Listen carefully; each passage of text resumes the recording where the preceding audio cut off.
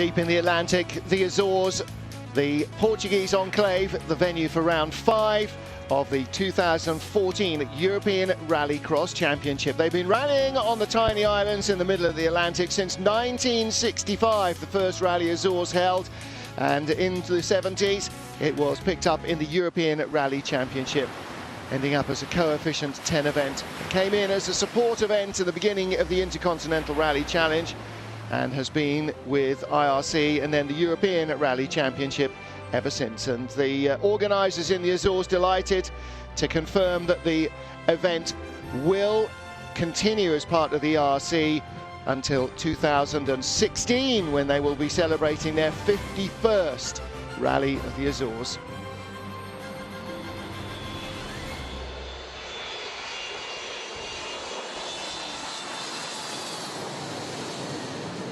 The big silver bird that links it with Portugal, a vital part of the economy of this region. SATA, the airline, is the sponsor of the Rally Azores.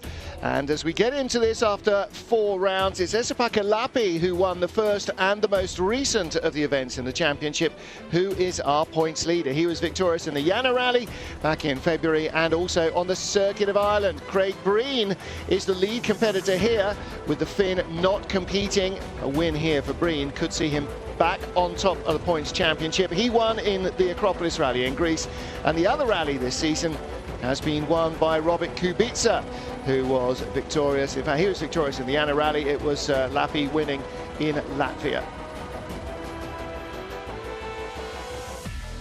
Well, a couple of stories to catch up with so far this morning. We have seen Kevin Ebring in 3rd place after stage 3. Yesterday, the first part of leg 1, including a special spectator run on the streets. Kevin Ebring in his Peugeot lying in 3rd place, 3.5 seconds behind the leader. Overnight, Kai Kotanovic was just 0.9 seconds behind Craig Breen. The Irish driver's Peugeot just a whisker ahead. That's how they stood overnight, heading into the full first day of the rally, heading out from Ponta Delgada, the capital. Stage 4, stage 5, which is currently going on, and the long stage 6. And we will rejoin that again later on today as it becomes stage 10 this afternoon. Well, hello everybody, I'm Martin Haven, alongside me Andrew Coley, waiting with bated breath to see the action here, Andy, and it could be a very entertaining stage. It's long, it's very fast, and there's been a bit of controversy already this morning. Well, yeah. We'll take a quick pause just as I cue you up. You can see the weather looks as though it might just be starting to close in. 70% chance of rain, and that could throw the cat among the pigeons as well. Stay with us live on Eurosport for more coverage from the Rally Azores.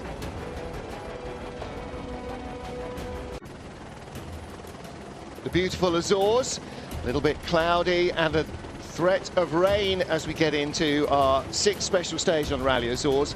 And looking at the starting order, the top 10 on the road are overnight going in reverse order, so 10th down to 1st. Craig Breen, the rally leader, will be the 10th man off onto the stage. But in fact, our 10th place man overnight, Andrew Coley, picked up a penalty for being late into service, and so strictly speaking shouldn't actually be 10th and shouldn't still be in the live telly. No, Costanaro should be a lot further down the order than he is right now. I think he was something like 24th overnight, came in 10th and then was 6 minutes late into service, so 10 seconds per minute as a penalty. A minute's penalty drops him back, and he's not the only one, is he, who's missing from our top 10 following the drama this morning. Yeah, we have lost the man who was in 2nd place, just 900ths behind, Kaitan Kajtanovic, and Ricardo Moura, who was in 3rd place as well, has dropped out of the rally. And this gives us a great opportunity, though, to take a look at this stage, which is, like all the stages here, Andy, very fast, very narrow, and your clothes will be out of fashion before you hit the ground if you go off the edge. Yeah, the drops are the definition of precipitous, aren't they? They really are very, very steep. They're, you know, you do not want to... Fresh air is how we would note it over here, and yeah, a horrific drop off the side of the road. Most of it, though, is like this, narrow, with the steep banks at either side of the road. We've had a couple of drivers saying just how narrow it is, those who aren't used to the Azores. Those who've been here before have seen it before. The weather looks okay now, but it can change so fast here, and everybody was saying how slippery it was last night, how much loose gravel there is, so this is a bit of a lottery. Well, you can see from this big heli shot why we are going along the knife edge. This is the edge of the crater of a collapsed extinct volcano. So what we're doing is basically teeter-totting all the way around the Sete Cidades, which is this volcano, part of which, of course, created the Azores, thrusting them out to the ocean floor in the middle of the Atlantic. So terrifyingly fast stuff. There are caution signs. I've just spotted a caution sign, Martin, like we have an exclamation mark. You know, over here, that it means, I don't know, a dodgy humpback bridge, doesn't it? Over there, it means something very different indeed. Yeah, if you're used to rallying in Wales, four counties corner, there's one of those at every corner. You can see the exclamation marks just all the way down. This is permanent caution.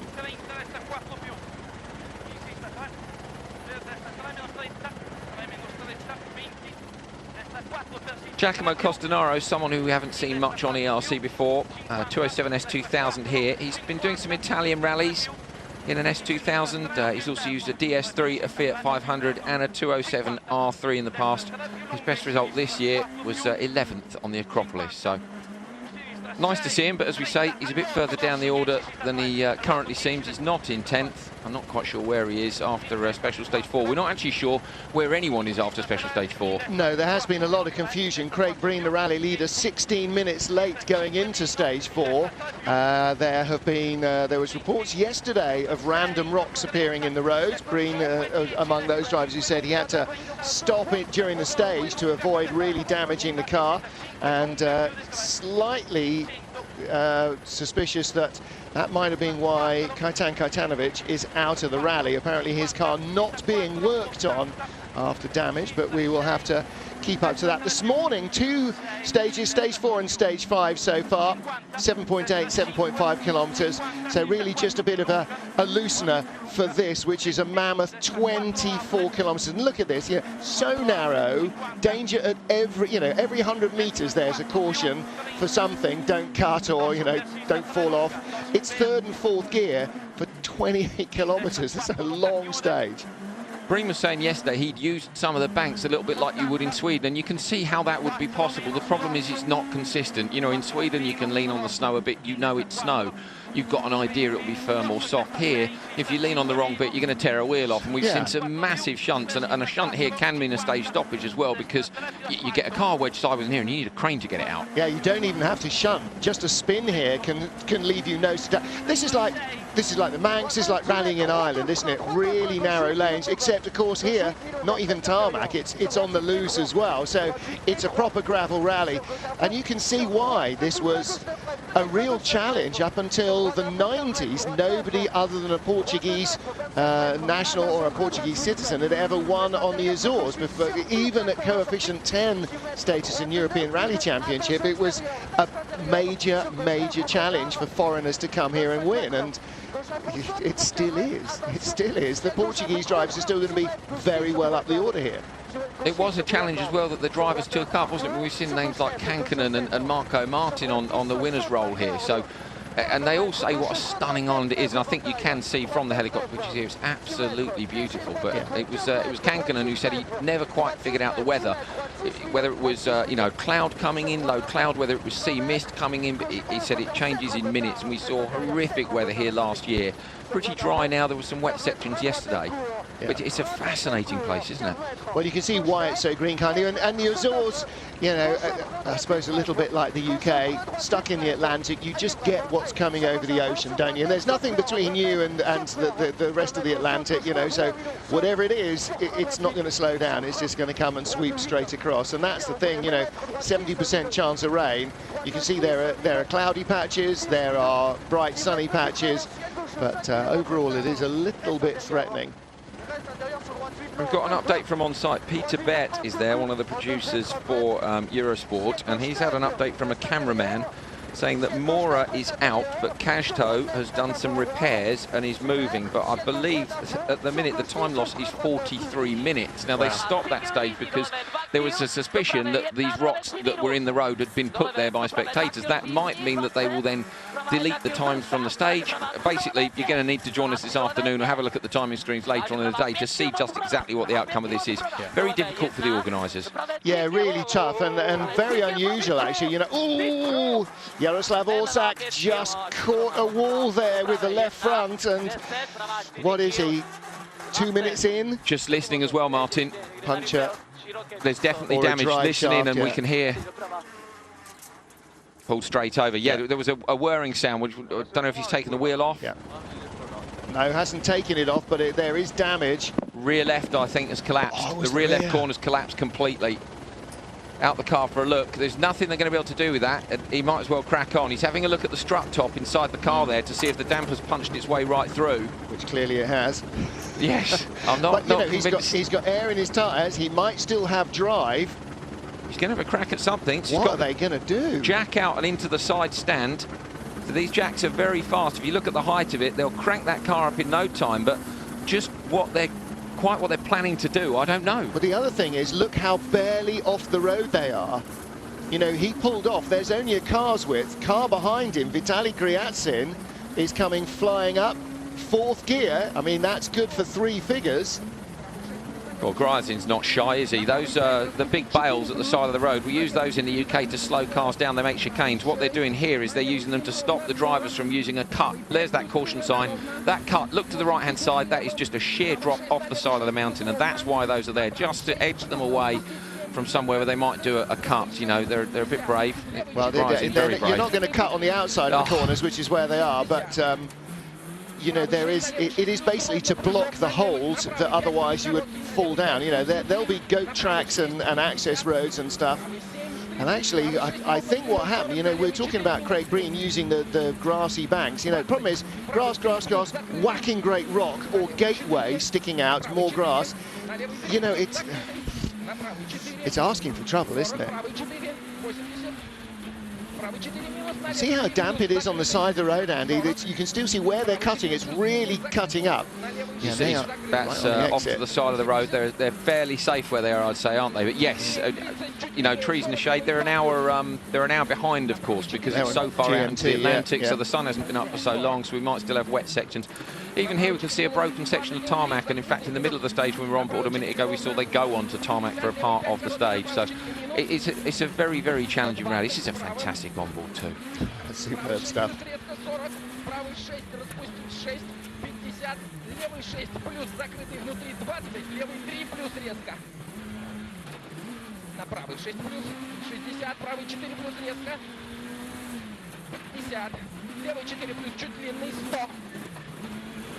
Левый 6 короткий, на правый 4 минус. На левый 6, на правый 5.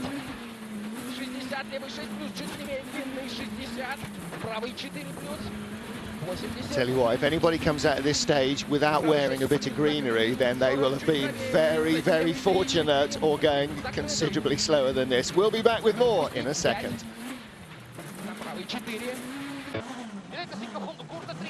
Welcome back to Rallye Açores Stage 6, leg 1 of 2. We'll be rallying live this evening and tomorrow, 2 visits to the stages again. We're on board with Bruno Magalhães and Andrew Coley, even in the wide bits, and that's not a great description of how narrow this track is. This is scary fast stuff. I've not seen many wide bits, to be honest, Martin, so far. It's, this is the kind of onboards that you find yourself wincing a lot. You know, if you've watched a lot of the stuff we've done on IRC or ERC, just occasionally you see a moment you think, blimey, he's pushing. But here, it's like every single corner is blind, it's not see-through. You know, it's fantastic, absolutely fantastic. Here's that tarmac section. Just a chance to relax for just a few moments. And the pace notes are relentless. Let's not forget the role here of the co-drive. You know, on an event like this, you know, it's just corner, corner, corner, corner. The timing has got to be absolutely bang on. There's so much work for the co-driver to do. A little bit of handbrake there from Magalhães to get it to turn in and back onto the gravel again. Yeah. And yet, even on that half a mile of tarmac, which was one left-hand corner, one right-hand corner, one hairpin, it was just non-stop. He didn't even draw breath, the co-driver. Fantastic work. Magalhães, the only man who's come close to Gryazin. I think Magalesh is twice a winner here, if I remember correctly.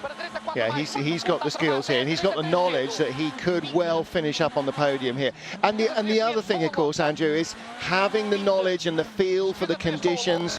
That's the sort of thing that's going to keep you out of the undergrowth. Watch him now as he goes off. But you know, that's what gives you the opportunity to fight these guys who might nominally be, you know, younger and quicker. Mind you. Yeah, mid-corner there, Magalesh looked like he'd just pitched it in a bit too much and bailed. And now he's... Oh. It's a problem for Magalesh as well. Was he just feeling there whether or not everything was intact, which would be very sensible, because again, you know, if you've got a puncture, you sometimes only find out when you turn in at the next corner that it definitely is, you know, off the rim, whatever. Yeah, he's not sure about something. The only thing I was thinking was the co-driver lost? Yeah. You know, Carlos Magalesh, the co-driver, unlikely to be lost. You know, they know the island well, they know the stage. You know, this is a stage that nobody doesn't do on the rally. You know, it's the stage we're going around 4 times. They'll know it. Bernardo Souza, another of the Portuguese drivers, another Magalesh, Hugo Magalesh, in the passenger seat. See, I say that because co-drivers don't actually do anything really in a rally, do they, Andrew? That's upsetting at least 50% of the viewership. And 50% of the commentator team. Yes, if you like that comment, my name's Martin Hayden. If you didn't, it's Andrew Curley. I think they're brave, Martin, I really do. You know, I've spent a lot of time passengering in various different cars over the years, and I firmly prefer the driver's seat, whichever side of the car that is. You know, that's... I couldn't co-drive. I've been asked, you know, my background was in driving, and I've been asked to co-drive a few times by people, and I've turned them down. And I've usually given the excuse, oh, I haven't got my license this year. But really, honestly, I can't do it. I find it far too nerve-wracking. I'm happy when I'm in control. I've been lucky enough to passenger with some very good drives at places like Goodwood. That's slightly different because you know they're there on a show, and it's all a bit of fun for them. But to sit in a rally car and tell a driver that the next corner is a flat 6 right over a crest, and you're telling them that, you know they're going to do it. It's a trust thing between the two. It's immense, isn't it, what co-drivers do? Absolutely. And you have to have a special brain for working under that duress. You know, it's very, very difficult. And these days, the co-driver no longer is the one who's organising the rally service schedule, the secret services, the tyre halts and all that stuff. You know, that used to be part of it. Think of the guys like Phil Short in his era. He was the team manager, essentially, doing everything. Travel schedules, recce's, and then sitting there while some loon tried to throw you into the your passenger side of the car into the trees. Well, this is sort of where Magalesh had his little worry, and there's no slowing down from Souza.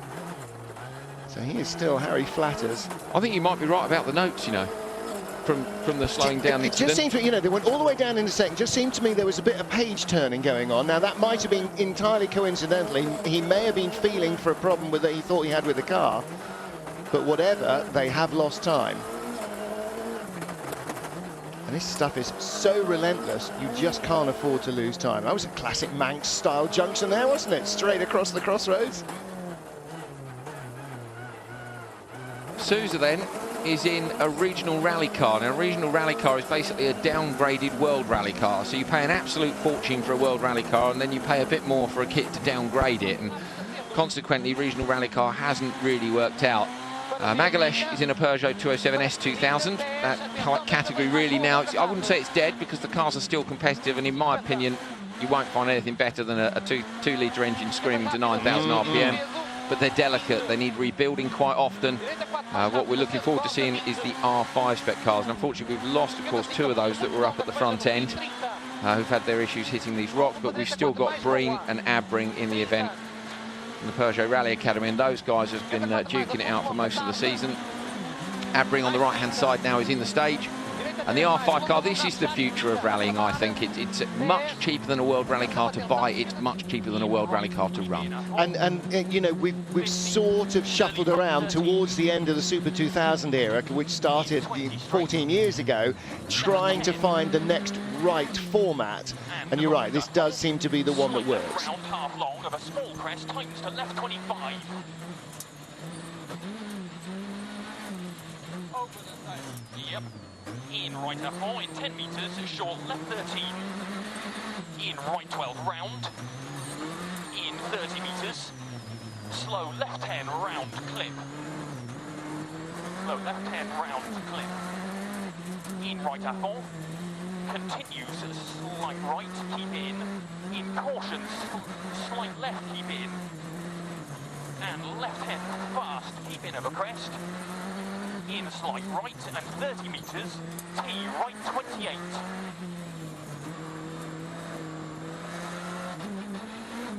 And right left A4 over crest, keep in. Continues A4. In 20 metres, right 11.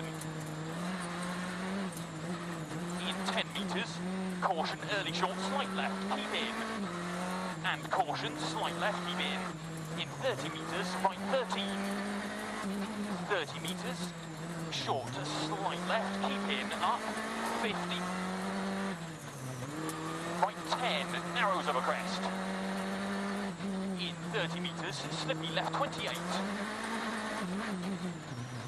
In right 13, opens A4. In left A4. In brake right over crest, times to right 25.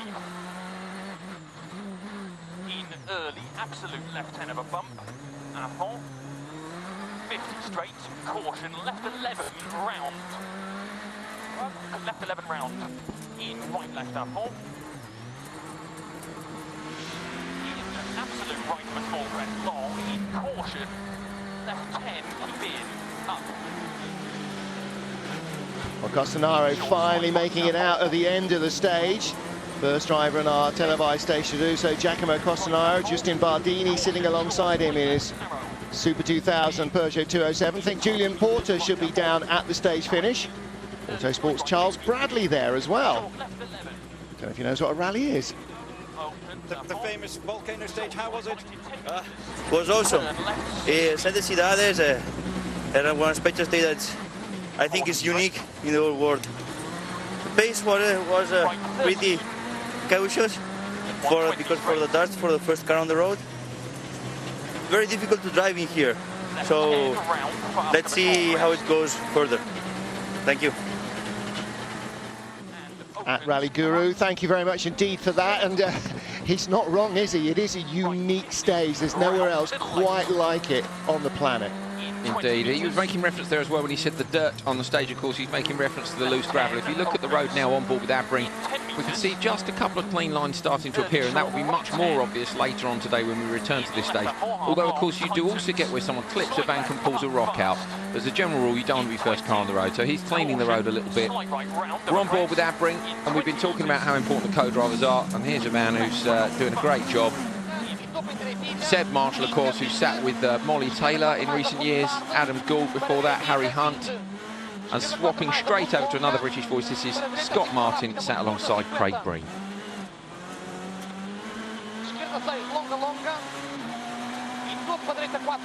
And that's definitely not Scott Martin, unless he's learnt another language overnight. So we had a graphic he was up. quite good at Portuguese, Yeah, Scott, no? he's ever so good, isn't he? Thinking not.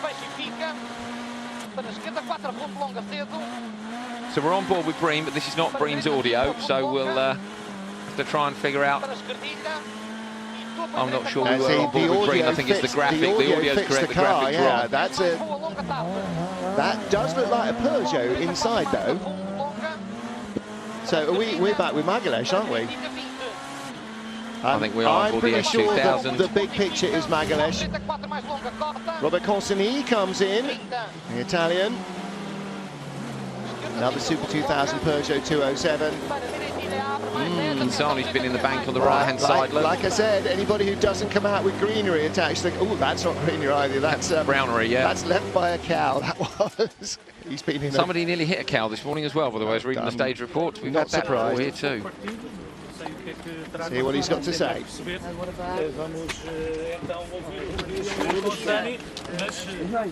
Robert, comment c'était? C'était très dur. On l'a fait sans transmission, quand on a une transmission qui a cassé dans. So a problem with the transmission C'était très from the start of the leg. Il fallait rester concentré. On a fait beaucoup de tête à queue. Je pense qu'on a fait 3-4 têtes à queue, spin. 4 spins, 3 or 4 spins, he said, really had to focus. Happy to get to the end. Of course, now they're heading into service, Andrew, and that's going to be, you know, just a lifesaver after 28 kilometres with only 3-wheel drive, I think is what he was saying. Broken drive shaft for Consani, I think, if I remember correctly. Yeah, and that'll be that right front, presumably, which is not just lack of traction. It means everything grabs under braking. It's constantly trying to turn left instead of right, and it's just what you need. Everything about it's difficult, isn't it? Of course, service is, you know, yeah, it is a bit of a lifesaver, but the changing the gearbox is, although these teams can do it, oh, Breen, very sideways, clatters the bank, on board with Breen and Martin right now. It's really rocky in here as well, isn't it? So this is Scott Martin, as we said earlier, and you are on board now with the R5 208 T16. And Breen was leading the rally last night, but we're not entirely sure on the standings at the minute because of the delays on Special Stage 4 and the possibility of those times being cancelled. But basically, it's going to probably come down now between him and Abreen because we've lost the 2 guys that were chasing them. Well, look how loose Sideways it again. is. Really, there's lots of really loose stuff on the road. I mean, we've seen the stages, the faster bits, which is really cleaned up, and there's lots and lots of stones here, lots and lots of gravel still. It's not a packed surface. It's, you know, if you're a foot wide, it really skids around. 100. This is Kevin Abreen. Caution, early short, slight right. 150. Right of a small crest.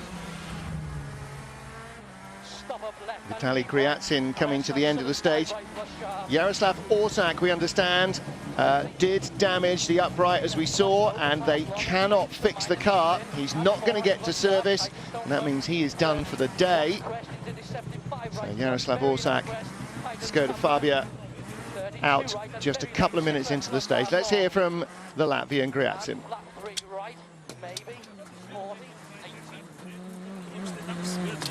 Vastly amazing, fantastic stage. How was that? Yeah, it was very hard for me. And we have the heat on the left rear tire. It was on the tarmac. It was on the middle of the stage on the tarmac section, and it's not so good for us. Well, this is a real man stage, isn't it? This is a properly difficult stage. Just getting information through, Andrew, about stage 4, the first one on today's part of leg 1. And the problems in the stage, I think, have led to the organisers cancelling the stage and so negating all the time. So everybody will get a nominal time, won't they? It won't appear as a 0, but effectively it's a null event. Yeah, they're saying stage 4 times have been cancelled. As you say, normally the last car through, then you would get the nominal time of the last car through in your class would be the time that you get. It's a tweet that's come through from Dave McGinley. Thank you for that. And obviously, we're sat in the commentary box here. We've got about 58 screens open. We're both desperately trying to get as much information as we can. Everybody thinks we've got a wall of screens. We are seeing the pictures you're seeing and nothing else. And a timing screen, yeah. And what we're telling you, we're not hearing anything from anywhere else either. So we appreciate the information coming in. Now, at the cloud, looking at just over the. Okay, don't look over the drop, but past the drop there. Look, see how the hills have disappeared. The edge of the volcano halfway round the stage is disappearing into cloud, and that is affecting the helicopter. So we're not going to get exterior shots apart from a couple of hairpins. What we are going to get is lots more on boards, and that's what rally fans love more than anything else. In slight left at 4, and tightens left 11 round. In right 11. 20 metres. Early slight left, very fast, up. 40 straight. Short left 11, up. In 20 metres, right 13, round. In left 12. Long tight to 5, plus of a mud. And long flat to right, tightens. And slight left, and flat to 3 right, sharp, in a crest 6. Late slow, 3 left minus sharp. And sudden slow, 4 right plus tightens. Is pulling back safety officers. Bruno, what's wrong? The temperature is always appearing, the light, and after disappear, and I puncture. I come with a puncture 15 kilometers. A puncture on the rear. And now I don't know how to do the next stage, because before the first one, they have a problem when they mount the tire. The tire is not in normal condition, and I don't have spare wheel. I don't know what to do now. Well, Magalesh is in real trouble then. Picked up a puncture. We saw him going slowly a couple of times on the stage. He's had alarms on the dashboard. He's picked up a puncture. He doesn't have a spare on board, so Magalesh is in serious trouble. When we saw him hitting that bank, that, when he slowed right down, was clearly where he picked up the puncture, because that was before, long before the midway of the stage. That was early in. Bernardo Souza right behind him, so he's lost at least that 2 minutes. Quickest time through here so far.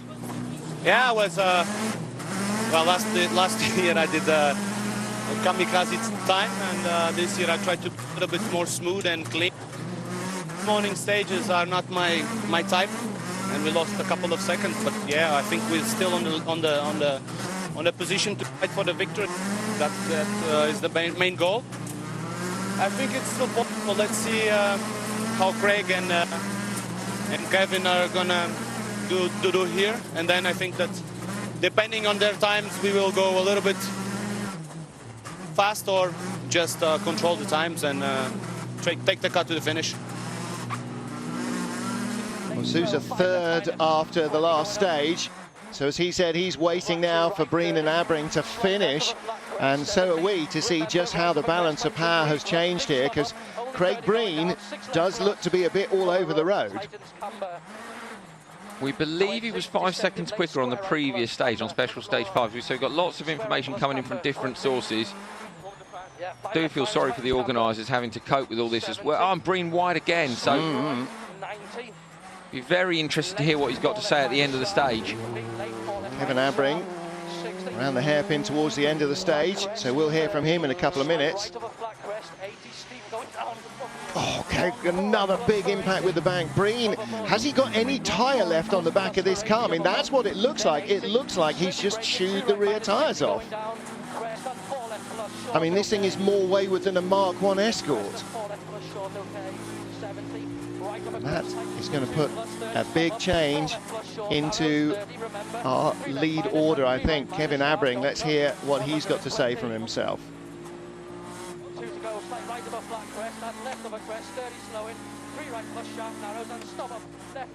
Breen asked him how far to go. Either that or it was marked in the notes. He said 2 to go. Kevin, there's a raise at the eyebrows there. What was that all about? We thought we fixed the issue from yesterday. I mean, yesterday, as long as from the moment I touched the brake pedal, the car was sliding, and I can't precisely place the car into the corner without cam block style, I would say. So, no, it's this morning it was nice, the first stage, and the second one and this one, it's still enjoying, but the car surprises me all the time, and the roads are so narrow. So, unfortunately, I can't enjoy the rally yet as I hoped, but. I don't know, we more or less tried everything, so strange. Some frustration there then, Martin, well, and it sounds as though, yeah, not just Breen there. Yeah, both of them on the lock stops all the way through this stage, and how wearing is that? You know, that's tough enough for 7 or 8 kilometres, but when you've got 24 kilometres of this where it is just flailing around, lock stops to lock stops, they're going to be more pumped up than a motocross, so they won't be able to use their arms. And there is one more stage, there's another 7.5 kilometre stage before service, or in fact 8 kilometre stage before service. Well, Breen at the finish, and he'll be very, very relieved. The I'm yellow board trying to see the gear quadrant. It looks like a few bits hanging over the car. I was just trying to see from the exterior shot whether there was a puncture. Doesn't look like it, but trying to listen in and hear what they were saying on the way to the finish line. But let's have a word now and see.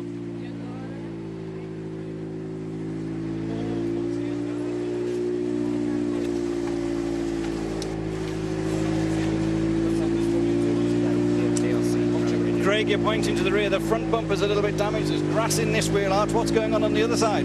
I had a small alarm on the dash of the stage, and it put me off, and I just lost the rear on a left-hander and touched the bank. So we drove for about 2.5 or 3k on the puncture. So it's a pity because we were going to make some good time there, I'd say.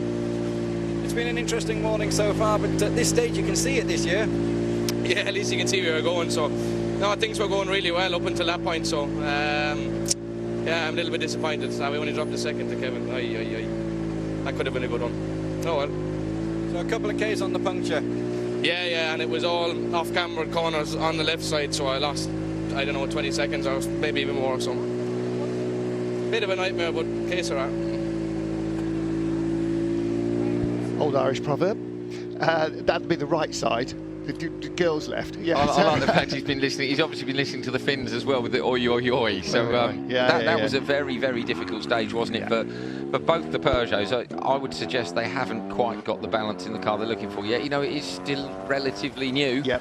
And there's maybe a bit of work to do to get to the point where you can lean on it all the while. But they are still like at the top of the time sheets. Steer going on there, didn't they? Well, Sousa fastest by 5.5 seconds. Yeah. So we, you know, again, unfortunately, the timing doesn't quite keep up with that. So we'll try and work out exactly where he is. But that means he is right in amongst the leaders. If he's not actually got the rally lead, Abring's shown because it hasn't quite caught up with Craig Breen, but he was 24 seconds after stage 6 ahead of Sousa, and Breen was, he lost 5.5 seconds on that stage, but he was ahead after stage 5. So I think Craig Breen will still be our rally leader, but yeah, the Peugeots could do without a scary stage like that. Don't forget, they're going to come back around here this afternoon and twice tomorrow. So there's going to be lots of fun going on.